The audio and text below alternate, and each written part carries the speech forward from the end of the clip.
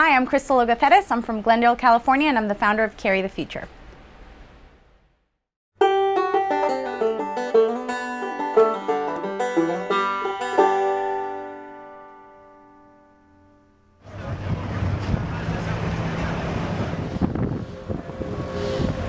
At Carry the Future, we actually take matters into our own hands, and we form teams of anywhere from 8 to 10 people, and we go to Athens, Greece, which is currently a very big hub for refugees that are arriving through Turkey.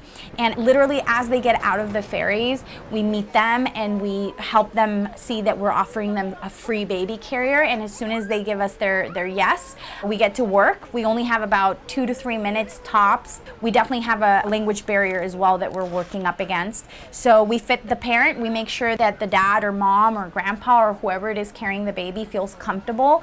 And we send them on their way and give them lots of blessings. And they're usually so grateful. It became very apparent that we weren't just helping them by giving them baby carriers and making their journey easier. We were also giving them hope, and we were showing them that people out there care. So what you see here is just what people have sent us from just about anywhere, and it's the donated baby carriers that they want us to take with us on our next distribution trip to Greece. What we do here at the office is we open and look through all of these boxes. We take the baby carriers out, we prep them, make sure that they're safe to be sent to another baby in Greece, and we stuff the pockets with goodies like warm hats and mittens, food, stuff like that. We've been around for about 4 months, and we've already distributed close to 10,000 baby carriers in Greece alone. We plan to double that number in 2016. We have a storage unit currently full to the gills with about 15,000 baby carriers and many thousands of baby carriers in our other distribution centers. And we're also going to distribute 10,000 relief packs for refugee families. The summer before I started Carry the Future, I traveled to France with my son, and it was just me and him, and one of the main things people told me was, wow, how did you do it by yourself? And the truth is, I had a blast. My son had a blast. It was a breeze. We didn't have to deal with a stroller. Getting around the airport was easy. And that's because I had a baby carrier with me. So when I saw what was going on with the refugee crisis, and I saw picture after picture of mothers holding infants and toddlers in their arms, it immediately became apparent to me that a baby carrier would be life-changing for them, and that it would make a direct, immediate impact in their lives.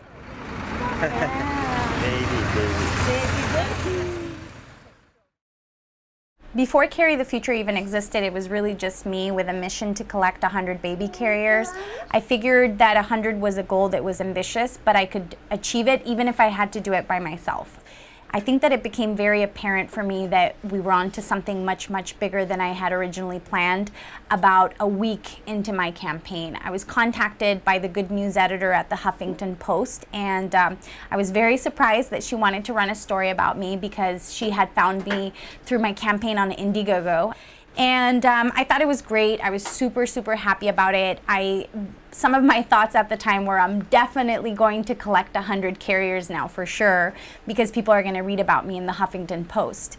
And when I woke up the next day, I had my phone on silent, and I looked at the screen on my phone and I couldn't believe it. I had raised $7,000 overnight. And within days, shipments started pouring in from crazy places, Hawaii, Antigua, Brazil, just all over the world, people were contacting me.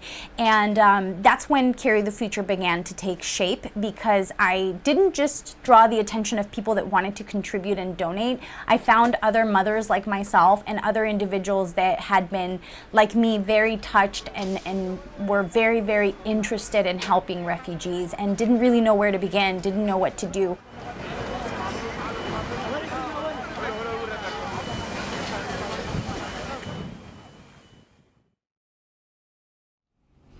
I think the trigger moment for me, or the catalyst, was seeing that children were dying because they were simply trying to get to safety. So I kept seeing the news, and one article popped up in my mind, especially because it mentioned that this boy, Aylan, had drowned trying to reach the island of Kos. but it happens to be the island where my husband's family is originally from. So it caught my attention, I read about it, and I realized that there was this whole thing happening in the planet that I didn't even know about. There was this huge humanitarian crisis, and I was completely oblivious. And the more I read, the less I liked it.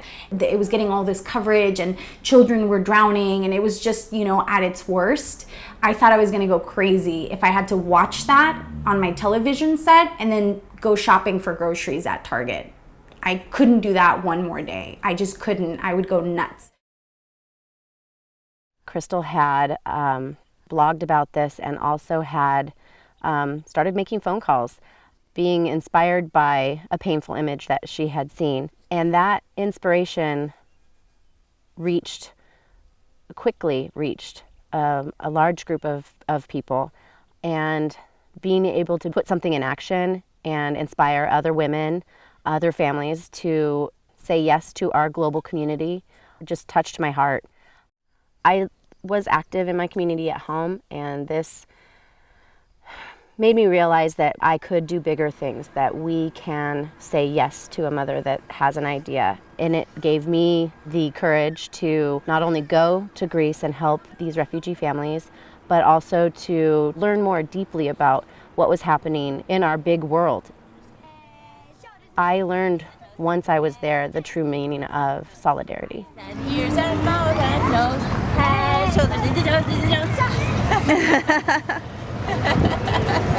Very good. It does. The image of this boy face down on the sand wasn't going anywhere, and so I decided to do something. I got criticized for it at first because a lot of people thought that it was silly, that a baby carrier was superfluous. So I started out kind of with faith and trusting my gut instinct, and I quickly realized that I was on the right track. I guess without realizing it, I set out to help 100 mothers with baby carriers, and I inadvertently created a grassroots movement, a global movement of people that were also fed up and that knew that something had to be done. And it's been amazing because this has opened up a whole new world for me. I used to be much more cynical, but through this work, I've realized that there's such an overwhelming number of people that are good and caring and that do want to do something about bad things that are happening, but don't necessarily know how to go about it, just like I didn't know how to go about it.